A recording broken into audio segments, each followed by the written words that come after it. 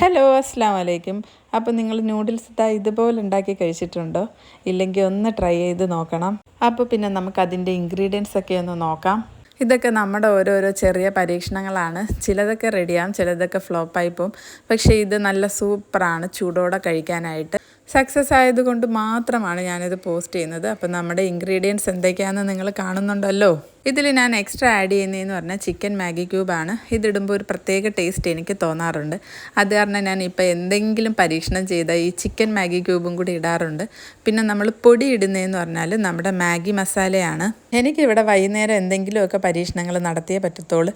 ഇല്ലെങ്കിൽ വൈകുന്നേരം ആകുമ്പോഴത്തേക്കും ഞാനിങ്ങനെ ആലോചിച്ചിരിക്കും എന്തുണ്ടാക്കും എന്ന് ആലോചിച്ച് എൻ്റെ സക്സസ് ആവുന്ന പരീക്ഷണങ്ങളെല്ലാം ഞാൻ നിങ്ങൾക്കും കൂടി ഇട്ട് തരാറുണ്ട്.